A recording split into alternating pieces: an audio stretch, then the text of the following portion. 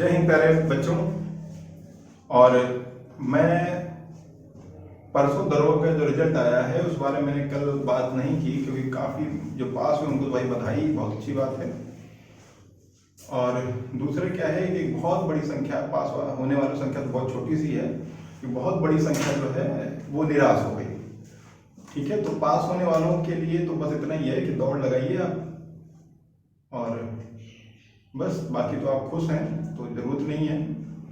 बात थोड़ी सी जो निराश बच्चे हैं बहुत सारे मेरे, उनसे कहना चाहूँगा कि देखिए, मेरिट जो गया हुआ है वो 5 नंबर 6 नंबर एक्स्ट्रा है, इसमें दो राय नहीं है।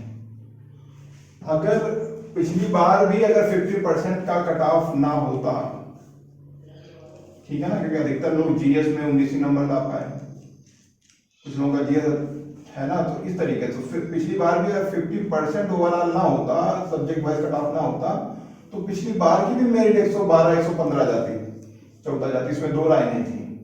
तो इस बार 5-6 नंबर अगर बढ़ गया है तो उसका एक कारण, उसके 2-3 फैक्टर हैं। लेकिन कुछ लोग इसे अफवाह उड़ा रहे हैं कि अफवाह सच्चाई, हमारे पास कोई सबूत है नहीं तो हम नहीं कह सकते। लेकिन अगर ये तो चीज सिंपल सी बात है कि अगर सरकार 50% से कट ऑफ को 35% लेके आई, इसका मतलब वो चाहती रही, उसकी पॉलिसी थी कि हम बच्चे ज्यादा क्वालिफाई करें, क्योंकि पिछली बार उनको लड़के नहीं मिले। उससे पहले आई जो भर्ती थी वहां भी उनको लड़के नहीं मिले थे, जो मानक के अनुसार लड़के मिलने चाहिए थे ना। 2011 में भी नहीं मिल पाए थे, 2016 वाली भर्ती में भी नहीं मिल पाए थे। तो इस बार सरकार की पॉलिसी थी कि 35% पास आउट, इसका मतलब है कि वो सरकार चाहती थी कि लड़के हमको ज्यादा मिले। दूसरी चीज थी, पिछली बार जब 2016 का परीक्षा हुआ था उसमें पेपर में कई चीजें बिल्कुल नई इंट्रोड्यूस कर दी थी, जो कि यूपीएसआई में पहले नहीं पूछी गई। उन्होंने उसमें बैंक से रिलेटेड तमाम रीजनिंग डाल दी, रीजनिंग को कठिन कर दिया, हिंदी का स्टैंडर्ड बढ़ा दिया था, आरू का कर दिया था, मैथ का स्टैंडर्ड बढ़ा दिया था, जीएस का स्टैंडर्ड बहुत हाई कर दिया था, पीसीएस का डाल दिया। इस बार लोग उस स्टैंडर्ड से भी अवगत थे, लोग सब ने पिछली बार जो है इनपुट आउटपुट डाल दिया, 3-3 क्वेश्चन 4-4 क्वेश्चन डाल दिया। इनपुट आउटपुट यूपीएसआई में तो कभी पूछा नहीं गया इससे पहले, तो लड़के वहां अटेम्प्ट ही नहीं कर पाए। और तमाम तरीके से जो क्रमचय संचय के क्वेश्चन डाल दिए, तो यूपीएसआई में तो कभी पूछे नहीं जाते थे, यूपी पुलिस में कभी ऐसी चीज पूछी नहीं गई पिछली 16 में, पहली बार आ गई तो लड़के अटेम्प्ट नहीं कर पाए। इस बार तो उन चीजों से भी अवगत थे, लेकिन फिर भी ऐसी चीजें, तमाम चीजें को कम किया गया। थोड़ा सा पेपर तो 16 की अपेक्षा इस बार का पेपर इजी था, तो ये भी कारण है 5-6 नंबर मेरिट एक्स्ट्रा उठने का। दूसरा चीज ये था कि मैथ के सवाल को कम करके रीजनिंग को ज्यादा बढ़ावा दिया गया, तो ये भी कई कारण है बच्चों का जो सिस्टमैटिक ढंग से कर ले गए, उनका पेपर अच्छा गया। अब मैं बात कर रहा हूं कि जो बच्चे फेल हुए हैं उनकी समस्या फेल होना नहीं है। देखिए उनकी समस्या क्या है, चलो मैं वो बताता हूं मैं क्या समस्या है।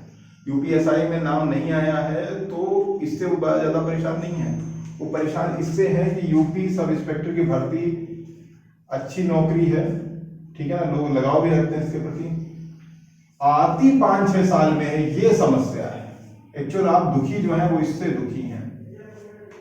अगर यही भर्ती अभी फिर जुलाई अगस्त में आ जाए तो आप निराश नहीं होंगे, लेकिन अब आपको लगता है कि अब भर्ती ये चूक गया मौका, तो फिर 5-6 साल में आएगी, यानी आप तब तक ओवर एज हो जाएंगे। तो आप जो दुखी हैं फेल होने से नहीं है, मैं बता रहा हूँ, आप अपने दिल पे हाथ रख के देखिए, आप दुखी हैं इस बात से। और जब ये सरकार आई थी तो उन्होंने कहा था कि हम नियमित रूप से भर्तियों को कराएंगे, क्योंकि पिछले 5 साल में आप रिजल्ट उठा के देख लीजिए, 5 साल लगी गया, 16 की भर्ती को 21 में ज्वाइनिंग हुई, ठीक है ना। अब यही ज्वाइनिंग हो जाए जल्दी, अच्छा ही रहेगा। तो आप जो परेशान है इससे परेशान है, इस वाली चीज से।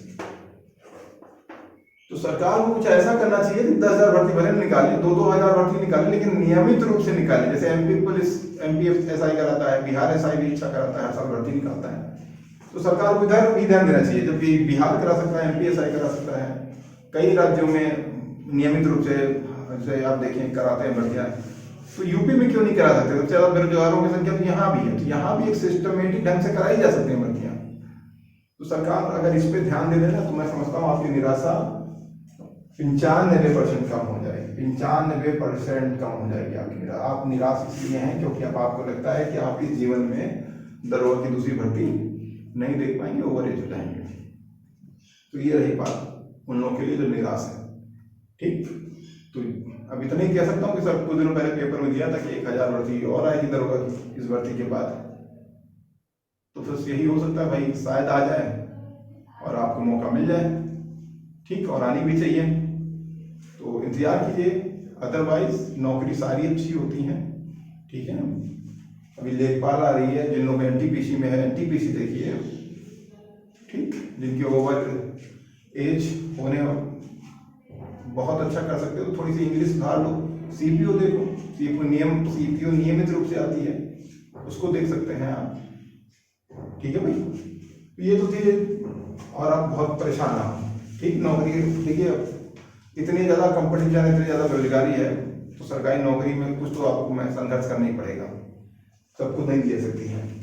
फिर बात करते हैं जो लोग पास में, उनके बारे में थोड़ा सा बता दूं कि जो मैंने आंकड़ा लिखा हुआ है, ज़्यादा आंकड़े लिखने से कोई मतलब तो है नहीं, है ना। डाटा ज़्यादा नोट, सबको डाटा तो मालूम है। लड़के 4.8 की भी है, 12 चक्कर लगाने भाई साहब। आपको कितने चक्कर लगाने हैं? 12 चक्कर लगाने रहेंगे, इनको 6 चक्कर लगाने रहेंगे, 28 मिनट का समय रहेगा। पिछली 16 वाली जो रेस हुई उसमें बता रहा हूँ, दोनों पैरों में चिपे बांध रखी थी। चिप का मतलब है बेल्ट, पतला सा बेल्ट रहेगा, वो उसको फंसा देंगे प्लास्टिक वाली, उससे बांध देंगे दोनों पैरों में। एक मैट डाल देंगे, उस मैट पे क्या है कि बोलेंगे इस पर पैर रखते हुए भागना है आपको, पैर रखेंगे वो स्कैन करेगा, वो आपकी हेडेक नहीं है। कई बच्चों ने प्रश्न किया कि सर कितने लोगों को दौड़ाते हैं। तो देखिए, दरोगा में दौड़ने में कोई दिक्कत नहीं होती। रीजन क्या है कि जो ग्राउंड होता है वो गोल नहीं होता, वो इस तरह से होता है। गोल होने में दौड़ने में थोड़ा सा दिक्कत होगी। इस तरह ग्राउंड होने में क्या होता है, बड़े फायदे रहते हैं। तो ये दूरी तो ऐसी ही रहती है ना, ये वाली है, बिल्कुल ऐसे कह लीजिए आप, ये ऐसे ग्राउंड रहेगा आपका। ठीक, ये ग्राउंड रहेगा। तो उसमें होता क्या है कि लड़के जो है थोड़ी दिक्कत होती है जो कोने पहुंचते हैं। बाकी इसमें तो कोई दिक्कत ही नहीं, जब सीधे सीधे दौड़े तो चाहे आप यहाँ दौड़े चाहे यहाँ दौड़े, कोई फर्क नहीं पड़ता। तो जब भी आप किसी को ओवरटेक करें तो इस दूरी पे मत करिए, इस दूरी पे ओवरटेक कीजिए। ठीक, तो यहाँ बहुत अंतर नहीं पड़ेगा। बाकी तो आप जानते हैं, जो लोग इसके नजदीक दौड़ेंगे उनको ज्यादा फायदा रहेगा, जो लोग दूर दौड़ेंगे उनको थोड़ा सा एक्स्ट्रा दौड़ना पड़ेगा। तो ओवरटेक करना हो तो यहाँ करिएगा, यहाँ पर्याप्त समय रहता है और यहाँ आपको बहुत दूरी भी तय नहीं करनी पड़ेगी। तो इस तरह से आपका ग्राउंड रहेगा, गोल नहीं रहेगा, इस तरह का ग्राउंड रहेगा। ठीक, क्योंकि दौड़ने में आसान रहता है। और लड़के भी जो है तो इसे यहाँ पे खड़ा कर देंगे आप, ये चिप लगा देंगे, तो बहुत लड़के दौड़ने में किसी प्रकार की कोई दिक्कत नहीं होती है। बस दो तीन ऐसे लाइन बना देंगे, पीछे पीछे ऐसे खड़े कर देंगे, तो इससे कोई प्रभाव ही नहीं पड़ता, क्योंकि आपकी चिप होगी वो स्कैन कर रहा होगा। तो आपकी रनिंग अलग काउंट होगी, पीछे वाली की रनिंग अलग काउंट होगी। तो इससे कोई मतलब ही नहीं कि इतने लड़के साथ में दौड़ाए जाते हैं। आई बात। अगर आपको लगता है कि कोई दिक्कत है तो आप आगे लग सकते हैं, इसमें भी कोई दिक्कत नहीं है। आई बात। तो दौड़ने में तो किसी प्रकार की आपको कोई समस्या ही नहीं होगी। आप अपना electronic watch, phone, mobile phone जो चाहें वो ले जा सकते हैं, उसका भी कोई रोक टोक नहीं होता। ठीक है, आप जो चाहें वो ले जा सकते हैं, इसमें भी कोई समस्या नहीं है। दौड़ने में आप बिल्कुल मेरी मानिए कि आप दौड़ने में कोई समस्या नहीं होती, क्योंकि आपकी चिप है। आप पीछे भी हैं तो कोई फर्क नहीं पड़ता, जब आप यहाँ पहुंचेंगे मेट पे तब आपका टाइम काउंट होगा। इससे कोई मतलब नहीं कि लड़का कब निकल गया आपसे। आप जब यहाँ पहुंचेंगे तब आपका समय काउंट होगा। जब चिप पे आप पैर रखेंगे तो आपका समय काउंट होगा। तो इसमें दौड़ने में तो कोई समस्या नहीं, तो दौड़ने के लिए बिल्कुल परेशान ना हो। दौड़ने में भी दिक्कत क्या है कि अगर आप, कुछ लोगों को लगता है कि बीच में रुक जाएं, तो देखो 28 मिनट में 5 किलोमीटर दौड़ना कोई बड़ा कठिन काम नहीं है। तो आप जिस तरह भी दौड़ लें,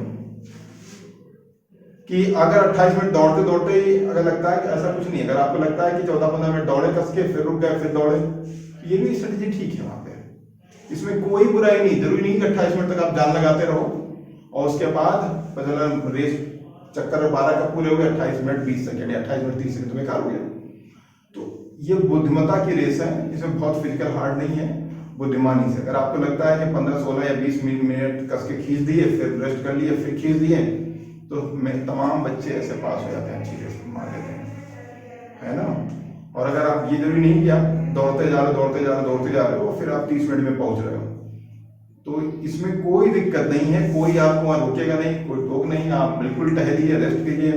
और ये सारी चीजें जैसे भी दौड़ना है आपको, ये घर पे पहले आजमा लीजिए। अगर आप अंतराल पे दौड़ करके थोड़ा सा दौड़े, कस के दौड़े, 2 मिनट रेस्ट ले लिए, रेस्ट लेने मतलब बैठ नहीं गए, टहलते रहे, फिर आप कस के झोंक दिए दौड़ करके, ठीक है ना, तो ये भी ठीक है। 6 चक्कर रहते हैं, उसमें स्ट्रेटेजी बना सकते हैं आप कि पहले 3 चक्कर खींचने हैं, फिर 3 चक्कर थोड़ा धीमे, फिर 2 चक्कर खींच दिए, फिर 2 चक्कर धीमे, लास्ट के 2 चक्कर पूरी स्पीड से। तो इस तरह से भी आप बहुत अच्छे से बुद्धिमत्ता से अगर आप रेस मारेंगे तो कम मेहनत करके आपकी रेस निकल जाएगी। हाँ, रेस की टाइमिंग रही जैसे, तो अगर आप अच्छे सेंटर है, लखनऊ वगैरह पड़ जाएगा तो आपकी सुबह ही रेस हो जाएगी। और थोड़ा दूर सीतापुर वगैरह पड़ा तो आप सिंपल सी बात मान लीजिए, थोड़ी धूप तो हो ही जाएगी, और धूप हो जाती है, ठीक है ना। रेस करने से पहले 10-5 मिनट के लिए वो आपको धूप में बैठा देंगे, इसमें बॉडी आपकी वार्म अप हो जाए, ये जरूरी है। आपको धूप में थोड़ी देर के लिए बैठा देंगे, बॉडी वार्म अप हो जाए, इस चीज के लिए तैयार रहिएगा, ठीक, समझे बात को। तो ये रहेगा आपका दौड़ का। लड़कियों के लिए 6 चक्कर हैं, आप इसमें स्ट्रेटेजी बना सकती हैं।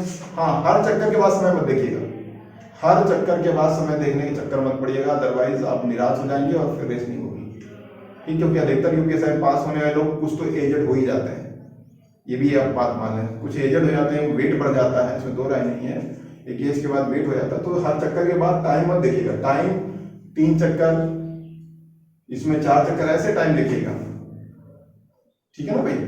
और मैं तो कहूँगा कि यही टाइम देख लो, वहां तो इससे ज्यादा ही मेहनत करनी है आपको। तो ये था। और रेस के बारे में बता दूं तो डेट वगैरह सबको आपको मालूम ही है। तो ये मान लीजिए कि पहले मैंने बताया था कि डीवीपीएसटी के लिए क्या होगा। हाँ, डीवीपीएसटी में आपके दूसरे जिले में जाएगा, एक दिन आपका बर्बाद होगा, इसमें 2 राय नहीं, एक दिन आप दौड़ नहीं पाएंगे, पूरा दिन बर्बाद होगा डीवीपीएसटी में, ठीक। डीवीपीएसटी के दिन काम तो 15 से 20 मिनट में डीवीपीएसटी आपकी हो जाएगी, लेकिन डीवीपीएसटी करके चले मत आना, रहेगा, रुकना पड़ेगा आपको पूरा शाम तक ही रुकना पड़ेगा, ठीक है ना। तो एक दिन तो आपका दौड़े वहां डिस्टर्बेंस होगा, ठीक। ये भी मैं बता रहा हूँ, डीवीपीएसटी में आपका पूरा दिन वहीं रुके, जब वो कहेंगे तभी आइएगा, ये नहीं कि आपका डीवीपीएसटी शुरू में था हो गया, उठाए गाड़ी घर चले आए। और उसके जैसे डीवीपीएसटी हो जाएगा, उसके एक ही हफ्ता या मान लीजिए 7-8 दिन बाद रेस लगी होगी, तो रेस लगी 8 दिन बाद रेस लगी, तो मान लीजिए 2 दिन तो आपको रेस्ट करना ही पड़ेगा, 6-7 दिन 8 दिन रेस लगी हुई है। तो ये देखिएगा, तमाम लोग यहाँ धोखा खाए, तो लगता 15 दिन का टाइम मिल रहा है, 15 दिन का टाइम नहीं होता, बीच में 1-2 दिन ये खा जाएगा, और 2 दिन आप दौड़ेंगे नहीं, तो दौड़ने के लिए आपके 15 दिन में कितने दिन मिले, 9 से 10 दिन, ठीक है ना। तो ये ध्यान रखिएगा, ठीक। डीवीपीएसटी में भी कुछ लोगों के थंब है या जो चीज नहीं मिल पाई थी पिछली बार, तो उस दिन उनको रिजेक्ट कर दिया गया था, लेकिन 10 से 12 दिन बाद उनको फिर मौका दिया गया था, फिर भी कुछ लोगों का नहीं मिल पाया था। तो बाकी सब लोगों के रेस होने के बाद भी उनको लखनऊ मुख्यालय में बुला करके अलग से डीवीपीएसटी में उनके थंब अंगूठे वगैरह पिछली बार लोगों को मिलवाए थे। तो तमाम बच्चे थे कि डीवीपीएसटी में जिनका थंब नहीं मिल पाया था, तो निराश हो गए थे और वहां से भाग गए। तो ऐसा कुछ मत कीजिएगा, ठीक। ऐसा अगर आप भागते तो उन्हें लगता है कि बाई चांस आपका थंब वगैरह नहीं मिल पाया, कुछ नहीं कारण से नहीं हो पाया, तो उन्हें लगता है कि आप गलत कैंडिडेट थे, तो ये बनती हो, ठीक। तो नहीं मिल पाया तो वहाँ बहुत कॉपरेट होता है, पिछली बार तो बहुत ही कॉपरेट किए थे, बार मौका दिया था, ठीक। हाँ, बशर्ते आप जेन्युइन कैंडिडेट हैं तो वहाँ उनका सहयोग करें। तो इतना ही है, ठीक भाई। और मैं चाहूँगा कि सरकार नियमित रूप से भर्ती निकाले, तो जो बच्चे इस बार नहीं हो पाए अगली बार हो जाएंगे, तो बहुत निराश मत हो, ठीक। और दूसरी चीज है, एक और चीज बता दूं मैं कि इस चक्कर मत रहेंगे मेरे नीचे गिरेगा। मैंने पहले भी कहा था, लोग कह रहे थे रिजल्ट नहीं आएगा, मैंने बता दिया था कि रिजल्ट आ जाएगा, है ना, अप्रैल के बीच। अब आधे अप्रैल तक रिजल्ट आ जाएगा, वही हुआ रिजल्ट आ गया, लोग बोले थे ये PIL पड़ी हुई है, कुछ नहीं होगा, रिजल्ट आ गया है।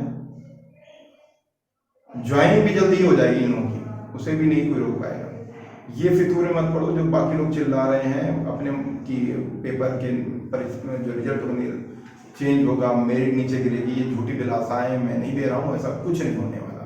ना मेरिट नीचे गिरेगी ना रिजल्ट रिवाइज होगा, ऐसा झूठे उससे यूट्यूब पे मत जाइए, वो सब सारी झूठी खबरें हैं। बल्कि मेरिट 2-4 नंबर और बढ़ेगी, क्योंकि इतने लोग 3.5 गुना बुला लिए गए हैं, तो इतने लोग फेल नहीं होंगे। 3.5 गुना में 1.5 गुना वगैरह लोग फेल हो जाएंगे तो भी 2 गुना लोग होंगे। तो मैं ये मान लीजिए 4-5 नंबर और बढ़ेगी, घटेगी कतई नहीं, ठीक। तो बाकी लोग अब ज़्यादा उससे उम्मीद मत करें और फर्जी के ऐसे वीडियो देखने से बचें। और बाकी लोग कहूँगा कि यूट्यूब से बहुत अच्छी पढ़ाई नहीं, जो सेलेक्ट लोग होते हैं वो सेल्फ स्टडी करते हैं या अच्छे टीचर से पढ़िए। ड्रामेबाजी देख करके, नौटंकी देख करके आपको लगता है हमारा कोर्स खत्म हो गया, हम सेलेक्ट, कॉम्पिटिटिव बंदे का कभी कोर्स खत्म नहीं होता, ये ध्यान रखिएगा। नौकरी पाया तभी कोर्स खत्म हुआ। तो ये तो सब दुकानें हैं जो बेच रही हैं, समझ आई बात। जब आप अच्छे से सेल्फ स्टडी करेंगे तभी होगा। अच्छे टीचर को ढूंढिए, अच्छा टीचर ही आपको अच्छा बता पाएगा और वो पास करा पाएगा। और पेपर के लास्ट दिन 15-20 दिन जो होते हैं वो बहुत महत्वपूर्ण होते हैं, वही आपको पास कराते हैं या फेल। तो 6 महीना भले ना आपने अच्छे से पढ़ाई की, लेकिन लास्ट के अगर 1 महीना 15 दिन पढ़ लेते हैं अच्छे से, ठीक, तो आप किसी पेपर में सेलेक्ट हो सकते हैं। ये बिल्कुल याद रखिए मेरी बात को, ठीक। आज के लिए इतना ही, नमस्कार, जय हिंद।